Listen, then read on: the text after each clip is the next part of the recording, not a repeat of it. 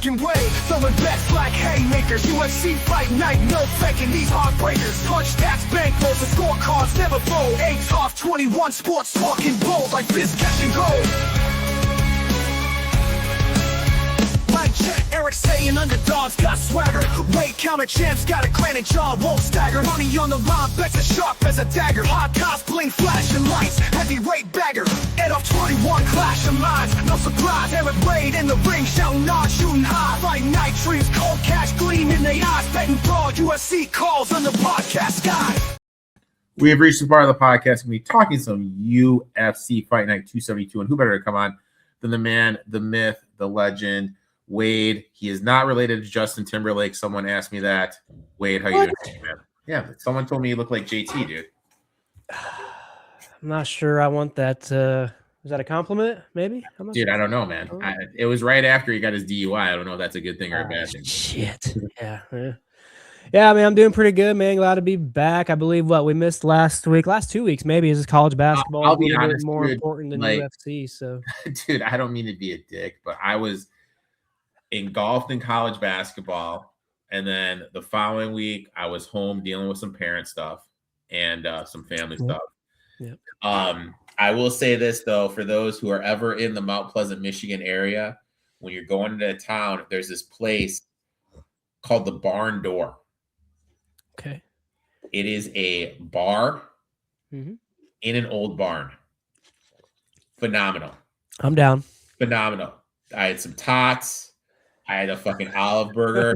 I had a couple Miller Lights, dude. Fucking phenomenal, dude. Tots.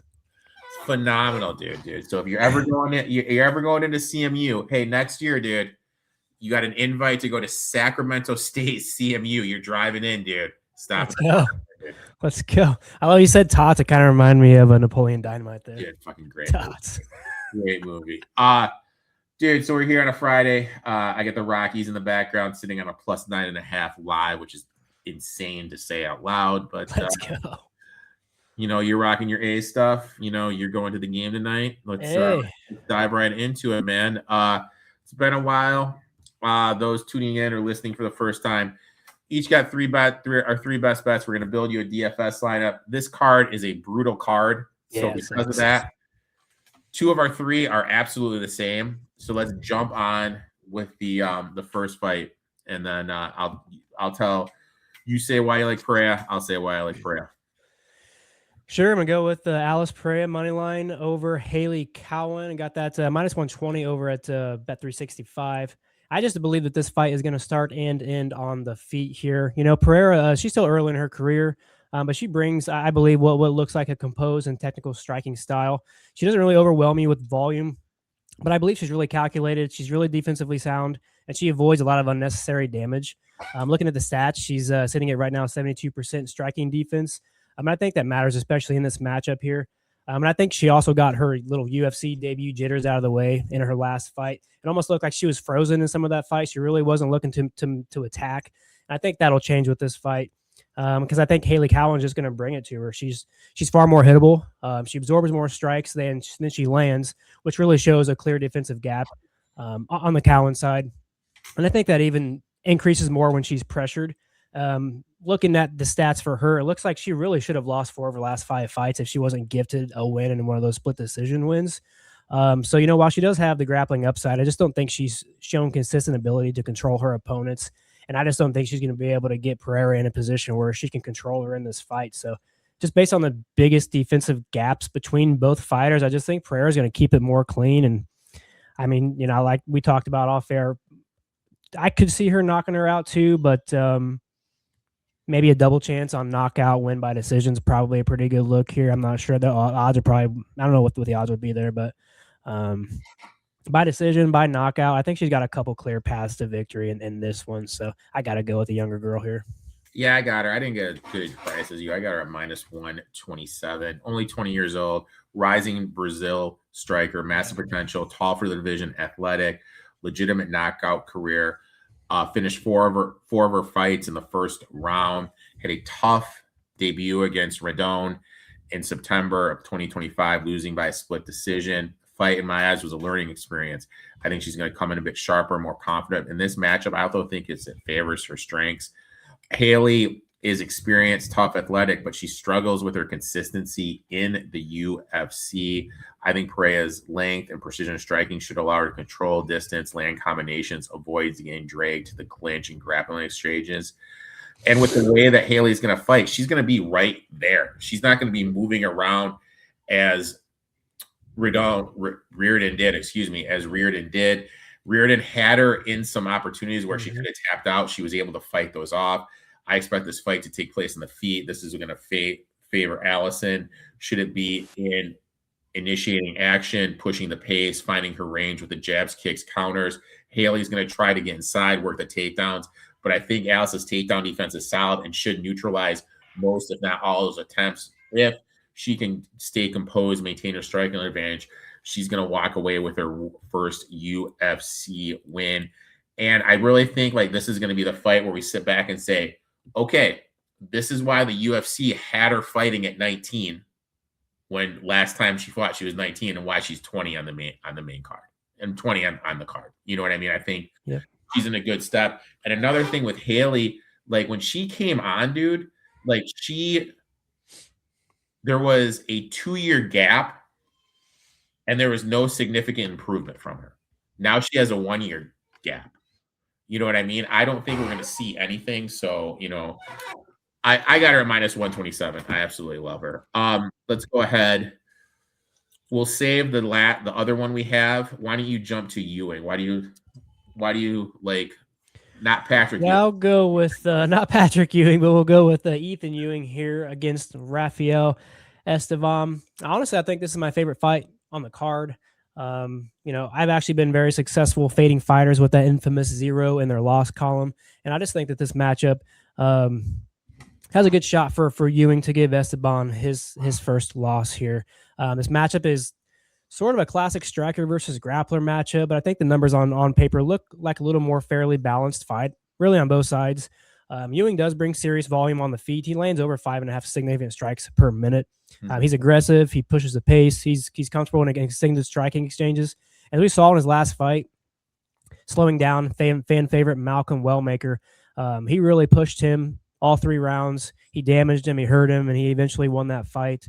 I think he can do that here in this similar fashion. You know, Esteban, he's more grappling heavy fighter. He averages over 6 takedowns per 15 minutes. He does look to control his opponents and kind of dictate pace through his wrestling. But I think, you know, his takedown accuracy only sits at 38%. And if he struggles consistently to get the fight to the ground, I just think he's going to find himself at a disadvantage on the feet. You know, Ewing, he's just not a new kid on the block. He's a collegiate Division II wrestler, and he's also shown solid work in that department. When we're looking at the stats here, you know, his defensive wrestling and fight control, Ewing has a 100% takedown defense, and I think that's just a major factor here. Obviously, it's one fight. I think if he can keep this fight standing, I think his volume and pressure should allow him just to overwork Estevam over time. You know, the clear path for Estevam, he's got to find success early, get the takedowns, landing consistently. If not, I just think Ewing's going to be able to outlast this fight in the later rounds, possibly finding a finish. Oh, okay. All right. I'm going to early. I took Dakota Hope plus 131, making his UFC debut. 29, comes in on a 5-win fight streak. Record shows he can finish 5 fights, 5 KO wins. Trains at the Fight Club in Houston alongside Van. Brings in the explosive forward pressure style that makes him a threat anywhere in the cage. His opponent has some experience, but the fight feels like a coin flip. Both men are aggressive. Both look for knockdowns. Both will engage in brawls on their feet. Hope has the athleticism, the finishing ability, the takedown skills to control parts of the fight if it goes to the mat, but expect most of the action to be stand-up exchanges. He's relentless at time, but works in his favor. We can land clean shots and pressure his opponent. The advantage for Hope is in the confidence and momentum. His opponent has experience, but he's coming in at short notice. I think this is going to play right in Hope's hands. If he can dictate the pace, control the center of the cage, mix in the striking with the occasional takedowns. He has every chance to take the win at plus the 131 in a fight that I think is basically a pick 'em. I'm going to take that all day. So I'll take Hope here at plus 131. And then the next fight, my friend, we are both on the same side. You got, again, dude, a little better price than I did. You want to go first on this one? No, dude, you can go first, dude. Okay. Let's see my notes here. Jana Roba, she enters here with a 22-4 record, and I'm not sure if she's one of the most dangerous submission games in the division left, but I think that's still part of her game, and it's I think she still has something left to give. She's coming off that championship fight loss to Mackenzie Dern after going on a nice 5-fight win streak. She averages 1.5 submissions per 15 minutes, while consistently looking to bring fights to the mat where she is most comfortable controlling position. Even when she doesn't secure a submission, her ability to dictate where the fight takes place really does allow her to rack up the control time to win, usually by the judges' decisions, which she did in 4 of those 5 fights during that win streak. On the other side, Tabitha Ricci, she comes in at 12-3. She's obviously a more active striker. She lands at a higher rate with higher volume. She can also mix in some takedowns, but I'm not sure that's really the path that she wants to take here. She really does need to rely on setting a higher pace and bring more activity in this fight. And I think the concern here really is just her ability to handle the sustained grappling pressure that I do believe Vern is going to bring to her. Jana Roba's path is very clear, just to get back in the win column, even at the older age, close the distance, initiate the grappling, and control this fight. I think Ricci's going to need to keep this fight standing to win on volume, and I don't think that's going to happen. I think Jana Roba is going to get right back in there, and I think she might try to get back into a rematch with Mackenzie Dern sooner than later here. So I just like her in this spot. Actually, this is probably my favorite spot on the entire card. Yeah, I love our girl Vera. I got minus 118 here. Comes off a tough title fight against Dern. Look, in that fight, she had 9 takedowns, landed over 100 significant strikes. Yep. You can make an argument she won that fight. Yeah. Incredible grappling ability, cardio, durability. It showed where she thrives in, stepping in against Ricci. Stylistically fits in with Vera. Ricci has the judo, improved her striking. But since meeting her boxing boyfriend, she's just standing more. You know what I mean? She's not going into the grapplings. She's looking to fight. I know she got that KO win over Amanda Ribas, but Ribas already has the plate in the face, and it was like a perfect elbow to the plate in the face, which caused that KO win. When we looked at Ricci, she hasn't leaned into the grappling, as I mentioned. Vera, 3 takedowns every 15 minutes, 16 career commit submissions. The plan is straightforward. Vera is going to close the distance, tie Ricci up, take her to the ground, control it from there. Ricci can throw some strikes, mix in some ground and pound, but she hasn't been facing a grappler up here at Gallup before. Expect Vera to dictate where the fight goes, maintain control, and either grind out a decision or somehow find a submission. If Ricci gets sloppy at plus 118 on the money line, this is a smart, calculated bet for a fight that's likely to be heavy on the ground. Basically, Vera is the most consistent grappler in the division right now, right up there with Dern. Ricci has the potential, but I think this fight plans into Vera's hands. I'll take Vera here at plus 118. Let's go. Oh, Jesus, dude. Dude, the Phillies have played it 10 fucking runs.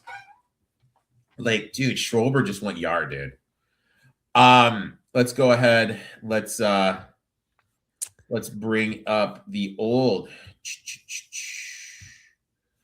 DraftKings lineup, and let's build a card here, my friend.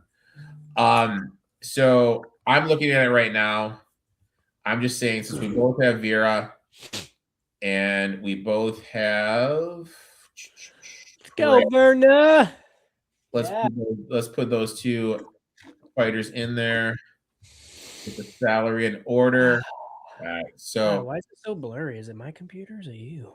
What are you doing there? I don't know, dude. It's probably the special videos. Wink, wink. I watch. What the hell, man? All right. Is that 9,900 for the top guy? 9,900. So it's a lock. That's all right. So here are the clear lock on the card. I made some notes, dude. I made some notes. So the second one is not a lock. All right. First one's a lock. I like Bendikov against Gore. Okay. Bikalev. Yeah, I've been debating parlaying him. He's just fucking minus 500. I can't parlay those guys anymore. I think that's fine. I like Barbosa against Gata. And I like go ahead and put Bikalev in there. I agree. Put him in. No.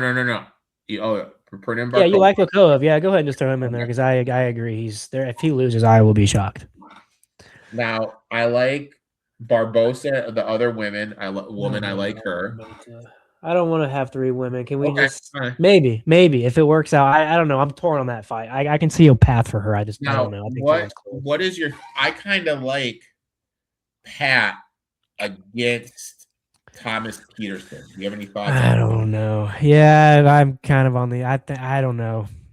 Peterson sucks, but he might win this fight. So sucks, I don't know. Dude. I know, but he might win this fight. I don't know. I don't know. That's one I just kind of want to stay away from. I think both guys are just not. So the only thing is, you're not wrong. I don't want to shoot you down there. I know it's your guy should win. I've been listening to quite a few other people talk about these fights this weekend, and everybody likes the Peterson side for whatever reason. Dude, what is going on the computer right now? All right. So in the main event, though, let's see, Barbosa's 8,500. The main event, I do think Duncan. You can fade Duncan in the main event, or are you just not? I don't know. I'm torn on that fight. What about my boy Duncan? Duncan is a very if you want to play it that way, I don't hate it because Duncan is an absolute public favorite this week. Everybody's down on Moicano. I listened to some Moicano interviews this week. Yeah, he's been staying away from social media. He's taking this shit seriously. He's on a 2-fight losing streak. I don't. All right. I kind of want. Where's he at? He's at 74. Yeah, I think we have to play that. So, if he loses. Fuck it. But Duncan's never been that awesome. I know he's on a good run right now. I don't know. I think Moicano's got some shit up his sleeve. He's fought some good fighters, right? Yeah. Let's put money. Let's put money McCoy in there. McCoy, sorry. 1680. So we got 1680. We got 84 hundo left. The only person I know I feel for sure is a lock is the most expensive guy. That guy's gonna win in like the first 5 minutes or the first like 2 minutes, but I don't want to do that. He's just gonna kill us. I mean, I don't like any. All those guys down there are gonna lose. Yeah, so, no, I don't hate your Pat one.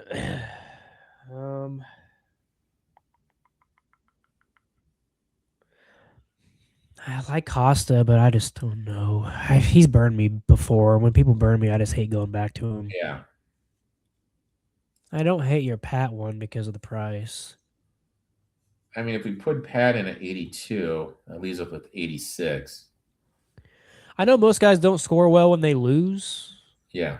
But I feel like my Ewing guy, if he loses, it's gonna be a 3-round brawl, and he just loses because both guys destroyed strikes and takedowns. And all right, let's go ahead. Let's do this one. We got Vera Pereira. How much is Barbosa? The same price as Ewing? 100 cheaper. Betkoff. Fading Duncan with Moicano. I don't worry about that. Estevan's good. I really might not mind your Barbosa play over Ewing. Do you want 3 females? I'm just letting you know. I'm doing the traditional. I'm fading a guy who's coming in who just won on short notice, and that's what I'm doing with Ewing. That's the only reason why I'm fading Ewing. I am totally fading Ewing this week. Yeah, he might lose. I see that too. He may not be ready. He just he fought another guy who didn't have a lot of experience. Just put Barbosa in there then. You want to put Barbosa in? Because I can see Ewing losing. I played him obviously. I think he can win, but I wouldn't be shocked if he lost. Dude, we got 3 female fighters in our lineup, and I fucking love it, dude. That's scary. Maybe it's what we need. I fucking love it. Wade, I'd like to thank you for taking time out of your schedule, coming on, talking a little UFC. Appreciate everything you've done for me and growing this channel on YouTube and the podcast. I was going to ask you where the people can find you, but you told me not to do that because people can't find you right now. So yeah, and I'm just not really posting too much right now. I'm still working through with X, trying to get my main account back. Just haven't done a lot on Instagram, and the YouTube videos have kind of stopped since we're getting ready to move to a new place. So it's just like I'm just kind of stuck with. You can find him at the Angels Mariners game Friday night, people. That's Hell yeah, let's go! Brian Wu needs to dominate for us tonight. I've been thinking, is there a side or a total I need to play in that game? What do you think? I played the Mariners -0.5 for the first 5. That's what I did. All right, I'm gonna have to play it too, just because we're gonna be feet on the ground. Mariners -0.5 for the first 5. First 5 run line. Mariners -1.5 run line. You're playing this plus 190. No, -0.5, not 1.5. Oh, I was gonna say, geez, -0.5. that is I mean, I'm not shocked. That is your kind of line. Go ahead and -0.5. plus 190. Give me Woo, dude. Give me Woo. -0.5 plus 100. Are you kidding me right now? Dude, and they've lost the last 2. Let's go. I'm locking this baby. Where the hell did you find that, dude? Right now it's plus 100 over on Bet365. Oh, see, dude, fuck Bet365. It's -108 on FanDuel, -106 on ProphetX, -112 on Novig, and -115 or -120. Yeah, I got -106. I think I got -106 on Prop. Like, dude, I'll be honest. Like, I'm here in Illinois, and every legal shop now is 50 cents, except for Hard Rock. Yeah. BetMGM and Rivers. Every place is charging you 50 cents tax. Yeah, you guys are getting FUCKED in that state.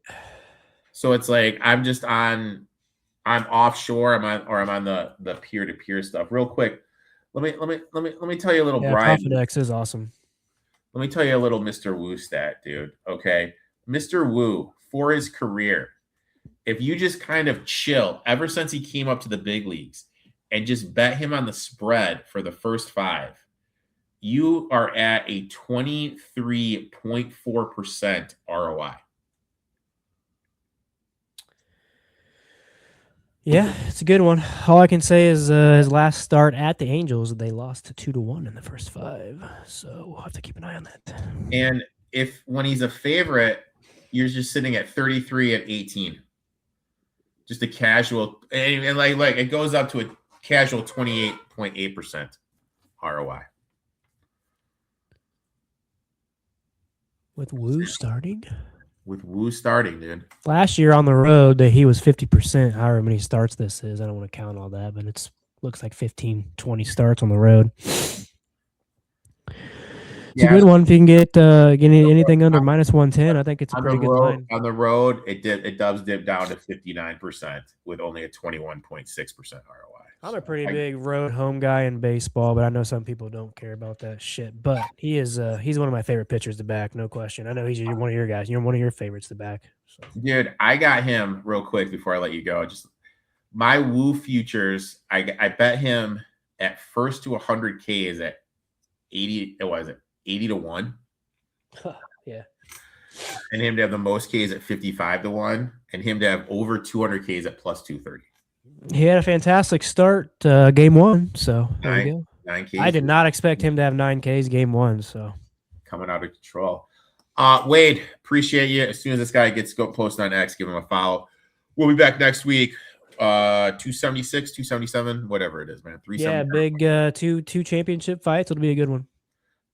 Give that man a follow, and we'll talk soon, bro. See you guys.